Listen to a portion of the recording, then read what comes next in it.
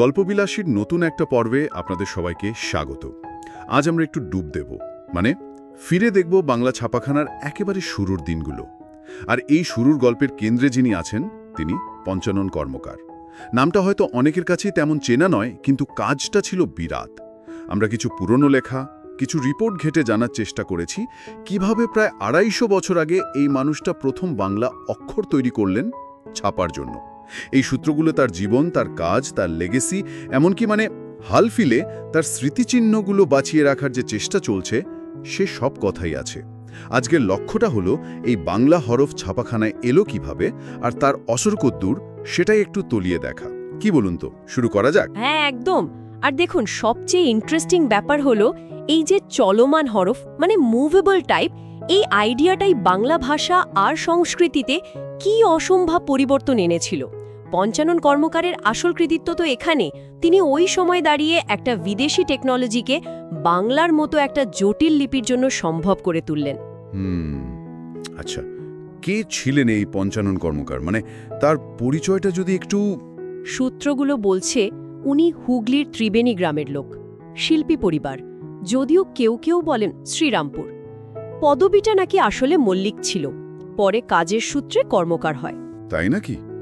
আমি যখন পড়ছিলাম এটাই ভাবছিলাম যে এত বড় একজন কারিগর, অথচ তার নামটা যেন চার্লস উইলকিন্স বা উইলিয়াম কেরির পাশে একটু একটু ঢাকা পড়ে গেছে, তাই না? ঠিক, উইলকিন্সের তত্ত্বাবধানেই তার কাজ শুরু হয়েছিল। আর এখানেই আসলে প্রেক্ষাপটটা বোঝা খুব জরুরি। দেখুন, ইস্ট ইন্ডিয়া কোম্পানি তখন জাঁকিয়ে বসছে, তাদের অফিসারদের বাংলা শেখাটা দরকারি হয়ে পড়ল। কিন্তু সমস্যা হলো, ছাপার জন্য তো বাংলা হরফ নেই। ও আচ্ছা, এই প্রয়োজন থেকেই তাহলে... হ্যাঁ, উইলকিন্স সাহেব এই চ্যালেঞ্জটা নিলেন, আর তাকে সাহায্য করলেন পঞ্চানন। তার ওই অসাধারণ ধাতু খোদাইয়ের দক্ষতা, সেটা দিয়েই প্রথম সচল বাংলা হরফ তৈরি হলো। ভাবুন একবার, গুটেনবার্গের যে প্রযুক্তি, সেটাকে বাংলার জন্য অ্যাডাপ্ট করা। বাংলা লিপির ওই যুক্তাক্ষর, মাত্রা কি ভীষণ জটিল। অসাধারণ স্কিল না থাকলে এটা সম্ভবই না। একদম। আর এখানেই তো আসল মজাটা। এই হরফ ব্যবহার করেই কত সাল ওটা? ১৭৭৮। হ্যাঁ, ১৭৭৮ হুগলি থেকে বেরোলো ন্যাথানিয়াল ব্রেসি হ্যালহেডের লেখা a grammar of the Bengal language. বাংলা হরফে ছাপা প্রথম বই। এটা ভাবলি কেমন গায়ে কাঁটা দেয়, তাই না? আর এর পথ ধরেই তো পরে শ্রীরামপুর মিশন প্রেসের স্থাপনা, কেরির বাইবেলের বাংলা অনুবাদ ছাপা হলো। তারপর ধরুন ১৮১৮ সালে প্রথম বাংলা সংবাদপত্র সমাচার দর্পণ, সেও তো পঞ্চাননের হরফেই। আমি সূত্রগুলো দেখতে গিয়ে আরও অবাক হয়েছি যে উনি শুধু বাংলা নয়, দেবনাগরী, আরবি, ফার্সি, এরকম প্রায় ১৪টা ভাষার হরফ বানিয়েছিলেন। ভাবা যায়? হ্যাঁ, অসামান্য প্রতিভা। যদি আমরা একটু বড় ছবিটা দেখি, এই যে ছাপাখানা এলো, জ্ঞান চর্চাটা আর শুধু হাতে রেখা পুঁথির মধ্যে আটকে রইল না। জ্ঞানটা একদম সাধারণ মানুষের কাছে পৌঁছে গেল। এটা তো একটা বিরাট সামাজিক পরিবর্তন ছিল। ঠিক। শিক্ষা, সাংবাদিকতা, এগুলোর যে প্রসার ঘটল, সেটা তো বাঙালি সমাজের যে আধুনিক রূপ, তার একটা ভিত তৈরি করে দিয়েছিল। একদম। পরোক্ষভাবে হলেও পঞ্চাননের কাজ বাংলা ভাষাকে এগিয়ে নিয়ে গেছে। যে ভাষা আজ পৃথিবীর অন্যতম কথিত ভাষা, ক্লাসিক্যাল ল্যাঙ্গুয়েজের স্বীকৃতি পেয়েছে। কিন্তু এই ইতিহাসটা তো শুধু অতীতে আটকে নেই, তাই না? এর রেশ তো আজও আছে। যেমন শুনছিলাম, এই বছর এপ্রিলে কলকাতা একটা দারুণ প্রদর্শনী রয়েছে হরফ নামে।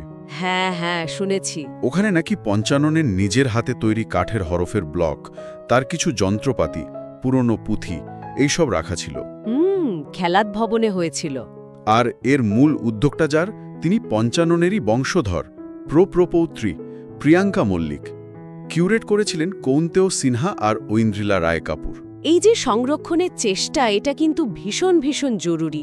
কৌন্তেয় সিনহার একটা কথা খুব গুরুত্বপূর্ণ মনে হয়েছে।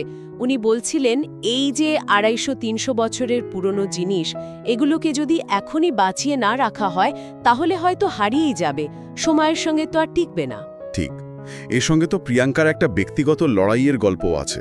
তার বাবা বিমান মল্লিক প্রায় সারা জীবন ধরে চেষ্টা করেছেন এই ঐতিহ্যটা বাঁচাতে, শ্রীরামপুরের পৈতৃক ভিটেটা রক্ষা করতে। হ্যাঁ, এখান থেকে একটা জরুরি প্রশ্ন ওঠে, আজকের এই ডিজিটাল যুগে দাঁড়িয়ে এই ধরনের ঐতিহ্য বাঁচানোটা কতটা সম্ভব বা কতটা জরুরি? একদিকে প্রিয়াঙ্কারা লড়ছেন এই অমূল্য জিনিসগুলো বাঁচাতে, আবার অন্যদিকে শ্রীরামপুরের টাউন প্রেসের মতো পুরনো ছাপাখানাগুলো, সেগুলো তো প্রায় ধুঁকছে, অস্তিত্বের সংকট। আচ্ছা, পঞ্চাননের তো নিজের ছেলে ছিল না, তার ভাই গদাধর কর্মকার, তার বংশধররাই তো এই ঐতিহ্যটা এগিয়ে নিয়ে গেছিলেন। হ্যাঁ, গদাধরের বংশধররা, যেমন পরে তৈরি হয়েছিল অধর টাইপ ফাউন্ড্রি। শোনা যায় বিদ্যাসাগরে বর্ণ পরিচয়ের হরফ তৈরির পেছনেও নাকি এই পরিবারেরই অবদান ছিল। হ্যাঁ, সেরকম শোনা যায়, যদিও এটাও মনে রাখতে হবে বিদ্যাসাগর কিন্তু পরে পঞ্চাননের হরফকে আরও সহজ, আরও সরল করে তুলেছিলেন। সেটাও বাংলা মুদ্রণের ইতিহাসে একটা মস্ত বড় ধাপ, সাধারণ পাঠকের সুবিধার জন্য। তাহলে সবটা মিলিয়ে দেখলে কি দাঁড়ায়? বাংলা ছাপাখানার যে সংস্কৃতি, তার হাত ধরে জ্ঞানের যে বিস্তার, তাতে পঞ্চানন কর্মকারের অবদান তো অস্বীকার করার জায়গাই নেই। আর তার সেই কাজ, তার স্মৃতিকে বাঁচিয়ে লেখার লড়াইটাও কিন্তু আজও চলছে, অনেক চ্যালেঞ্জের মধ্যে দিয়েই। এটা আসলে একটা দারুণ গল্প, কিভাবে টেকনোলজি একটা ভাষা, একটা সংস্কৃতি, একটা আইডেন্টিটিকে নতুন আকার দেয়। আলোচনাটা শেষ করার আগে একটা জিনিস একটু ভাবার জন্য বলা যেতে পারে। দেখুন, পঞ্চানন কর্মকার কিন্তু উইলকিন্স বা কেরির মতো ইউরোপীয়দের সঙ্গে কাজ করেছিলেন। বলতে গেলে তাদের প্রয়োজন মেটাতেই তিনি এই যুগান্তকারী কাজটা করেন। এই যে স্থানীয় কারিগরি দক্ষতা আর ঔপনিবেশিক শক্তির চাহিদা, এই দুটোর মধ্যেকার যে জটিল সম্পর্ক, এই যে দেওয়া নেওয়া, যেখানে একে অপরের সাহায্য ছাড়া হয়তো এই সৃষ্টিটা সম্ভবই হতো না, এই ইন্টারঅ্যাকশনটা আমাদের সাংস্কৃতিক ঐতিহ্যের বিবর্তন বোঝার জন্য কতটা জরুরি, সেটা কিন্তু ভাবার মতো একটা বিষয়।